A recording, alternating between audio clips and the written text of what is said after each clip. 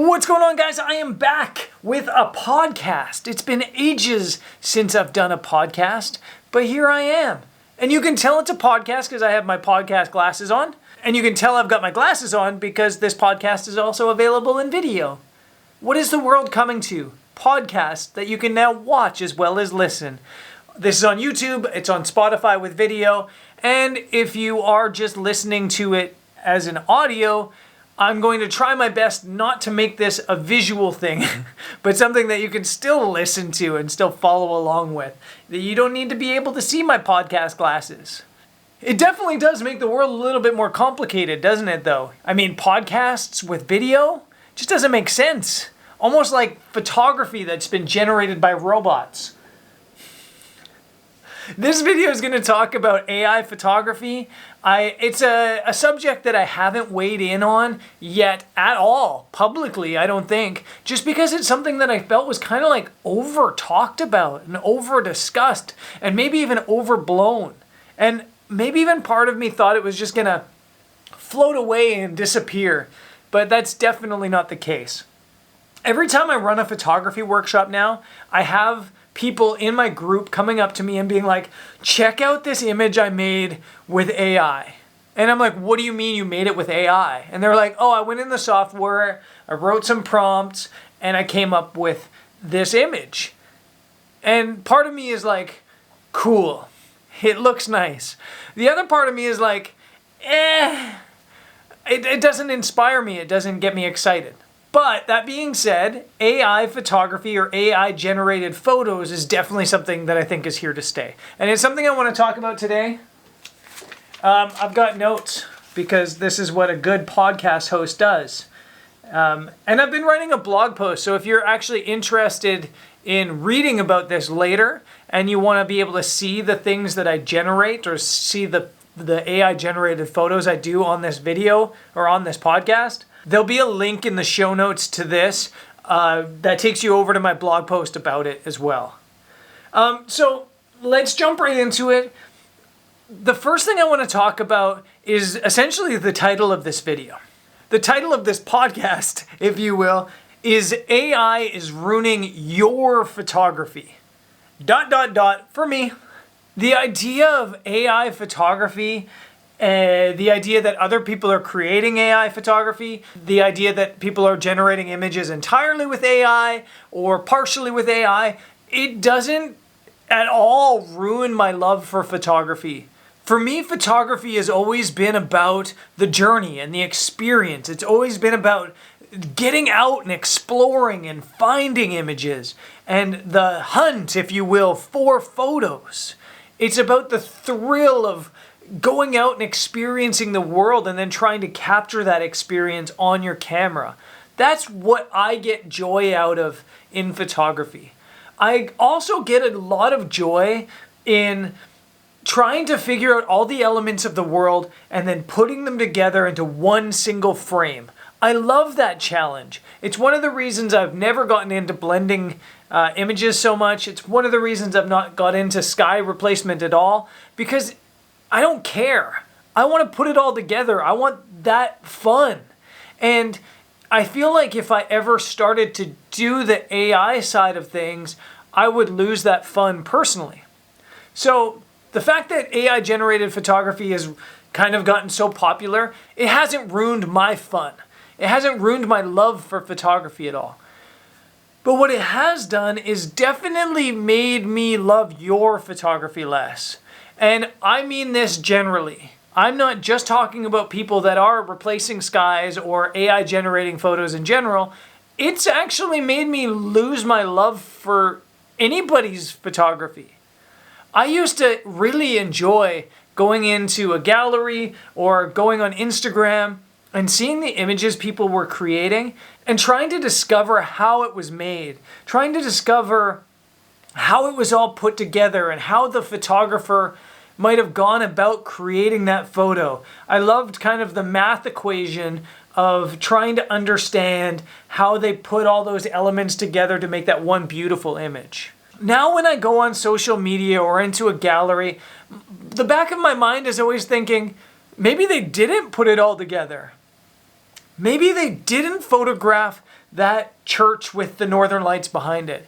Maybe those northern lights are from another photo they took somewhere else in the world on another night. Maybe they're not even their northern lights photos. Maybe that photographer never even went to that church. Maybe that church doesn't exist. And I constantly start thinking about this, and it just makes me like apathetic to the photos and the experience. I don't care anymore to see people's work because I think I don't respect the work anymore. I'm not saying that if you are creating something with AI, you're not creating something, but I'm just saying that for me, it's not the same. I don't care to go on Threads or Instagram and look at people's photos as much as I used to, because in the back of my mind, I'm constantly thinking, did they really create that? And it kind of goes back, I think, probably, and this is maybe a little bit of old man syndrome that I have, to what people were probably feeling when Photoshop came out. I think a lot of people lost their love for photography when Photoshop came out because all of a sudden they were going, that's just Photoshopped. It's not that good, it's just Photoshopped. And it made them respect the creator a little bit less. Of course, on the flip side of this, Photoshop and the digitization of photography in general has just made the photography industry boom and has granted access to photography to way more people. So in general, the digitization of photography has been a good thing. Whether the AI generation of photography is going to be a good thing is yet to be seen, and I would say probably not. It's probably a horrible thing. Before I get any further into this discussion, I also want to kind of clear something up or talk about something, which is the difference between AI assistance and AI generation. When I'm talking about AI editing assistance, the things I'm talking about are things like, for example, in Lightroom, if you use the AI to find the sky so that you can edit it, or even using the auto edit button on Lightroom to help you edit your photo. It's about things like Topaz. If you use Topaz or Lightroom to denoise an image, it's using the AI tool to sharpen, dehaze, clean up certain photos. To me, that's AI assisted editing. And to me, that's not a bad thing. In fact, that's a very good thing. It speeds up people's workflow. It allows people to just get better imagery with the data that they collect when they're taking a photo. They're not adding elements to the image. They're just having a little bit of an assistance. And in general, this is kind of where I see the benefits of AI, is as an assistant. Not as something to generate, but as an assistant. I think AI assistance is a brilliant thing and the way we are moving forward. The second side of things is AI generation. This is the thing that I don't understand and the thing I'm referring to most in this podcast. AI generation, AI photo generation, is when you use a software or a program or a website and you write a prompt, and then that prompt through the AI spits out an image. So I believe the most popular ones, you have Photoshop obviously that can do this. You have Mindjourney that can do this. And then there's a free one over on my computer called Imagine.art. So let's generate something. I'll kind of explain how this works. So we're going to use a text-to-image prompt. And again, if you're podcasting, you can see all of these on my blog if you go there later. Or I'll try to describe what's happening for you here as quick as I can. Okay, so let's come up with a prompt. Most of you guys are landscape photographers. Let's try to give it some sort of landscape photography prompt. So let's say landscape of a river of lava flowing away from a volcano with a sunset sky with wispy clouds and a sun star. I don't know. Let's just see if it will generate something based on this. We hit generate.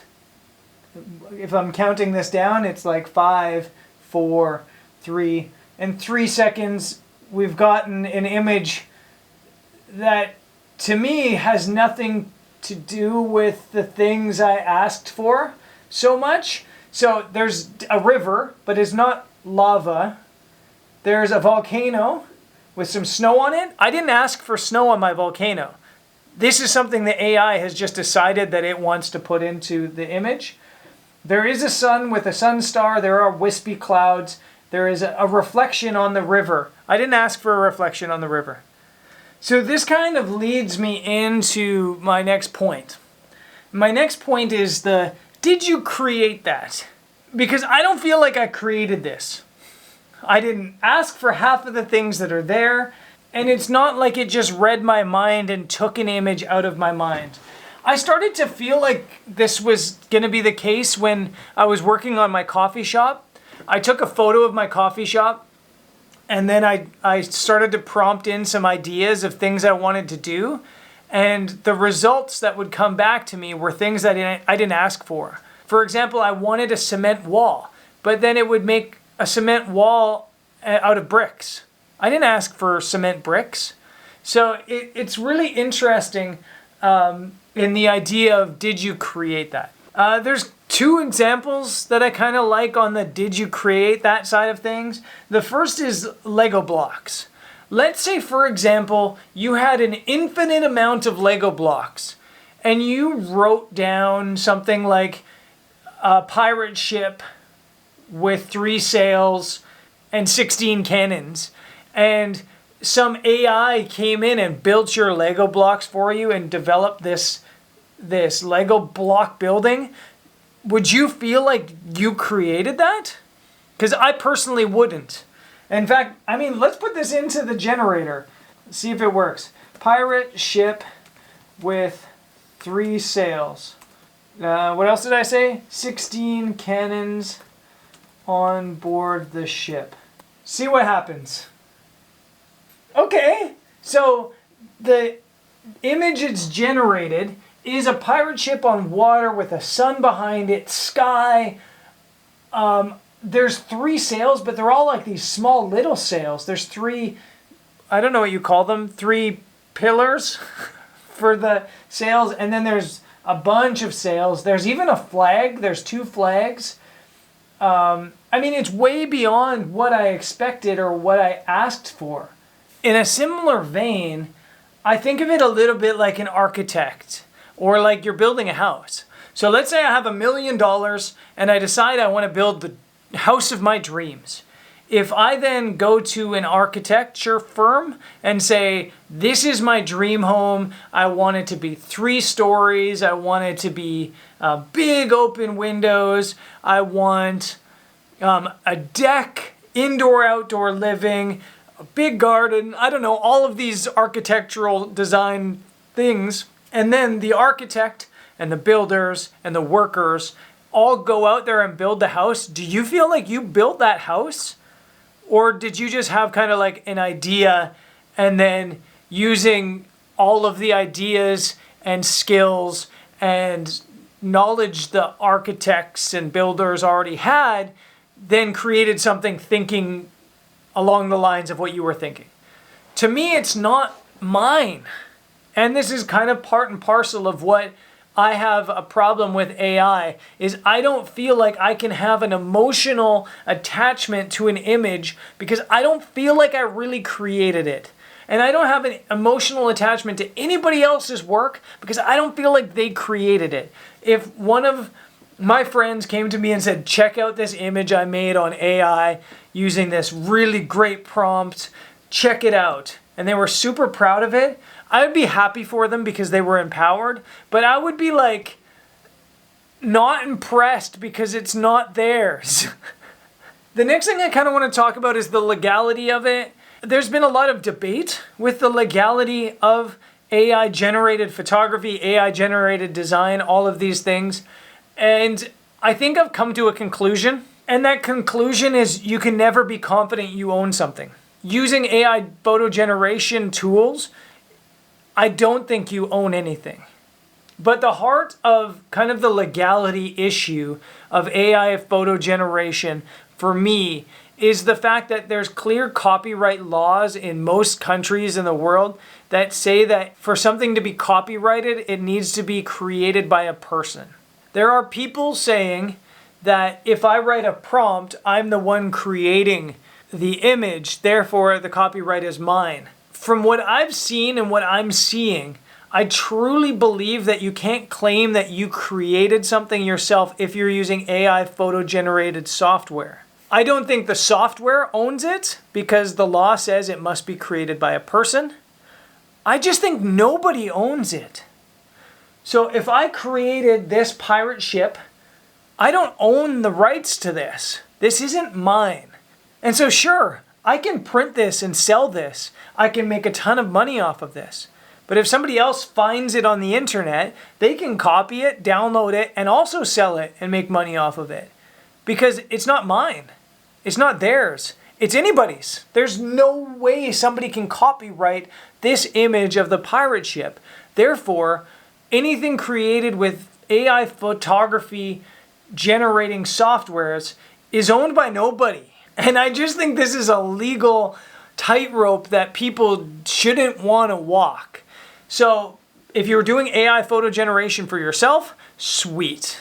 Fun. Have fun with it. Play. God knows I've been playing with it. It's fun. It's exciting. It's interesting. But if you're thinking about using this as a way to make money, just be cautious of that fact. The other part of the legality of things that scares me is clients. Greg Snell, who most of you know, came into a forum that I had discussing about this, and he said, hey, check out some of the images I've been working on for a client. And I was like, what client would use AI generated photography? Because they don't own the rights to it. Second of all, it's not a real thing. So for example, if you're a tour company and you generate an AI image of your tour or of a location or of people out in the world, it's not a real depiction of the tour or the experience. Therefore, clients could sue the hell out of you because you're depicting something that's not a reality. You would need some sort of disclaimer saying this is AI generated. At which point, if you're a client and you see that, don't you think, I want a real experience, not an AI generated experience? So that's the legalness of this issue, I think, kind of summarized. The next thing I want to talk about is just kind of in general digital art versus photography. Ever since photography went digital, there is this kind of like thought among some people that it's no longer photography. As soon as you digitize it, it no longer becomes photography. Photography needs to be on film or slides. It needs to be like pressed in with light permanently, almost like a JPEG. Maybe photography can be a JPEG too if you don't edit it. I'm not really sure. But for me, it's not important. For me, whether you're a purist or you're a digital photographer, there still is this like deciding factor that you have to decide on where the line is. What is the line between quote unquote digital art and photography? And to help us with this, we don't have laws or courts or judges that can determine what's digital art and what's a photograph. Instead, it's kind of popular opinion. And of course, I have my own popular opinion. My popular opinion is that as soon as you start adding elements that weren't in the actual frame that you're photographing, you're no longer doing photography, you're doing digital art. In fact, part of me would also argue that if you're removing things from the photo, like clone stamping out people, you're also no longer doing photography, you're doing digital art. In my opinion, as soon as you introduce a sky replacement, or you introduce a person, or you do any manipulation to the photo that wasn't actually present at the time you took the photo, that's digital art. That's no longer photography. It's using photography to create digital art. And of course, there's like no perfect answer to this in general too, because what about blending? For example, if I take one photo for a foreground and one for the sky, blend them together, I'm kind of doing digital art there, but both of those elements were present at the same time in the frame, so I think it's okay. Now, if you took a photo of the foreground at 6 p.m. when it was light out, and then you take a photo of from the exact same spot 7 hours later at night to get the stars on it, I think that's probably digital art, because those two elements weren't there present at the same time. That's my own opinion. I think everybody else has their own opinion. But personally, I feel like it doesn't matter. I don't judge somebody for doing digital art. But for the most part, I don't really enjoy digital art or the process behind it. But I don't care if you do. I think that whatever gives you joy and whatever empowers you and whatever makes you happy, you should do. So if the digital art side of things makes you happy, by all means, go for it. And if AI photo generation makes you happy, go for it. I have on my notes the question of, should we just go back to film? And I don't know the answer to this. I would say this: if you're the type of photographer that is feeling like people are judging them because they think they're doing digital art rather than photography, go back to film. Go take film. Go make images on slides. And it kind of goes back to the heart of the argument and discussion in general. Why do you do photography? I do photography for the joy of putting it all together. I don't care what people think of my photographs, and I don't care if people judge my process of making a photo.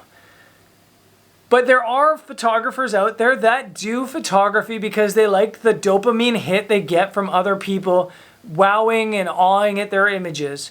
And part of me thinks, honestly, that's one of the reasons a lot of people have moved to AI-generated photography and AI-assisted photography, because they're looking for their validation and they think that their work isn't good enough just by itself. They need to be more. They need to do more. They need to bring more elements together to get that wow factor. And that's fine. But if you're the type of person that posts their photo and is going, people aren't going to like it because it's not digital art and I didn't cheat, so bleh. If you're that type of person, go back to film. Just shoot film, take photos on film. That way you can tell everybody this was film. I took this photo on my film camera. And that way everybody will respect your trade because they know that you couldn't possibly digitalize it, if that makes sense. You couldn't digital art it. You couldn't AI generate it. So maybe you should go back to film, if I'm being totally honest. I wanted to do a couple examples on this, but this kind of like, I feel like it's too easy, and I don't feel like I have enough prompts in my brain because I'm not skilled enough at this to do this. But for example, this is a paddle ball in my hand. I play paddle like a boss. Anybody want to play me? I'm on Playtomic. Anyway, I play paddle, and I don't have a paddle image at all anywhere. I never take pictures there. I'm interested to see if the AI can make me an image of a paddle player at a court. So I don't even know if they'll have paddle. Let's see. Paddle player on a court, on a blue court. Sun is out. Beautiful day. There is a crowd surrounding the court. No, let's go 4 paddle players. One player is in the middle of smashing the paddle ball. And again, the countdown usually takes about 5 seconds to 10 seconds to do something. Okay. In the image, you've got a beautiful sun star, massive sun star, but I see 5 players, no, 6 players. Everybody's wearing blue. There is a crowd surrounding it, and there's some random text on the side that say things like Tulberg. They all have shadows. They have beards on the players. And, okay, is AI sexist? Because I never specified men or women. So, and I just got a bunch of men. So the number of players is wrong. The gender is all male. Let's see if we can go 4 female paddle players. In theory, if I just change this to female paddle players, the entire image should be more or less the same, except for there should be females. I would say that this particular software, everybody looks cartoonish. Okay, so here's the image. Yes, we have paddle players. There's people surrounded. The sun's out. Again, the number's wrong. There's 5 people. Again, is AI racist? Because all of these paddle players are white. In fact, they're all like Scandinavian white. All of the ones in the min before were all white. Next thing I want to talk about before I get into some Q&A is competitions. Some people have asked me about things like, can I submit my images for competitions if they're AI generated?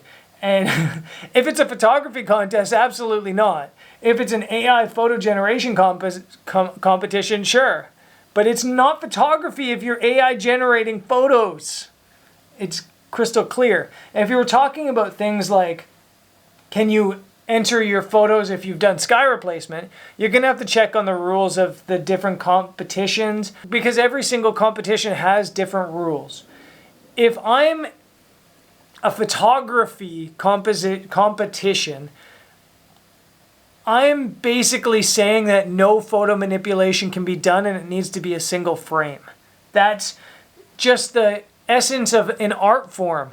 It's like if you entered a painting competition, would you be allowed to like include photographs or AI generated parts of the image? I don't think so. Like, could you, I'm really shit at painting skies, so I painted this beautiful landscape, but then I got somebody else to paint the sky, or I just downloaded a sky off the internet and pasted it on top? No, you can't do that. So why would you be able to do it in photography competition? Photography as an art form, as a pure art form, is a single frame photograph, or something that can be generated directly in your camera. Yes, potentially even HDR falls in that category if it's generated in your camera. So yeah, that's the quick answer. Okay, I'm going to open Facebook because I had some question and answer. Actually, was that on WhatsApp? If you guys didn't know this, I actually have a WhatsApp channel that you can join. It is on, it's in the show notes. The link is in the show notes. Rob asks, besides being faster and easier, how is a computer manipulated photo different than a human manipulated photo? Can't we both get the same artificial results? I think this is, again, the photo editing versus photo generation. And my answer is, if the thing that you're doing to the photo is something that you could have done manually, it's probably okay. And AI just speeds up the process of it, it's probably okay. In fact, I'm begging for Lightroom to make some adjustments to make my editing process faster. For example, why is there no AI like spot removal tool to just remove all my sensor spots? These, to me, are things that are okay. They don't affect the nature of the photograph because I naturally would have been able to do this myself. AI is just speeding up the process. So another thing somebody said is that AI photography is art and it's its own art form, just the same as photography. And the goal of AI generated work is to create things that people want to put on their walls, people want to enjoy, and people look at in a way that's pleasing to the eye. And I don't disagree with this at all. I think that lots of people are creating some really beautiful looking things. But the crux of the matter, I don't know if crux is a word, or if I just made that up. The crux of the matter is that in general, selling photography or just art in general over the past 20 years has become very, very difficult because people only want to buy art and photographs that they have a connection to. If you go into most people's houses, they don't just have general art on the wall. They have art they created, or they have art that they bought on holidays. They buy art that they have some sort of physical, emotional attachment to. And so if you create a beautiful landscape image on AI photo generation, it doesn't matter because nobody else will have a connection to that image except for you. So you potentially would be the only client for your image. Somebody said, photography is dead, period. The future lies in going out and taking photos. It's about that process and not the results. That's how I feel. Photography has been dead since people started being able to replace skies without people judging them. Photography was dead at that point as an art form. Maybe I'm being a bit dramatic. But yeah, for me, the photo has always been about the experience of going out and taking that photo. And with my photography workshops and tours, for example, that's always the thing I stress, more so than the actual photos, is the process of going out to taking those photos is the thing that's, it's priceless. It's the thing that's unique, and it's the thing that will keep with us forever. The photos are fun, that's a bonus, but that experience is just priceless. I just want to say this about AI. I don't think that we should be scared of AI, whether we're in the photography business, or I also don't think that we should just be buying into AI anything just because it's AI. We've had automated systems forever. It's just started to become cool to call them AI. It doesn't necessarily mean they'll lead to better results, maybe just faster results. Personally, as I mentioned earlier, I am using AI a little bit, but mostly just as an assistant. I'm using AI to kind of like help me answer quick questions that I don't really have the time to research, like a research assistant. I'm using AI to help me schedule things. I'm using AI the same way as I would an intern or an assistant. I'm also trusting AI on the same level I would trust an intern or an assistant, meaning that just very little. Meaning that even though I've asked AI to schedule something, doesn't mean that I necessarily think it's going to be able to follow through. And I still am doing things manually. And anytime something's super important, I still research it manually and I still look it up manually. Regarding photography, AI-generated photography is not photography. I said it. When I look at the images that people are putting out there and they're blown away by, I honestly think, meh. I'm not impressed because it's not something a person created. If I see a painting, I'm impressed because of the hours that was put into creating that painting. I'm impressed by the art, sure, but I'm most impressed by the effort that went behind that art and by the creative decision-making that went behind that art. I'm impressed by the brilliance of the artist. And if the brilliance of that artist is a software, whoever prompted the software, I don't really care, to be honest. I don't feel any sort of awe or impressiveness towards whoever prompted it. It's just not something I feel. And I might be alone in that case, but for me, AI-generated photography is not photography, and I'm not impressed with anybody's results I've ever seen ever. That's just the point, and that's how I'm ending this podcast. I will be back to some storytelling on the next one. I'm going to talk about the time I got kidnapped in Colombia. I'll talk to you then. Peace.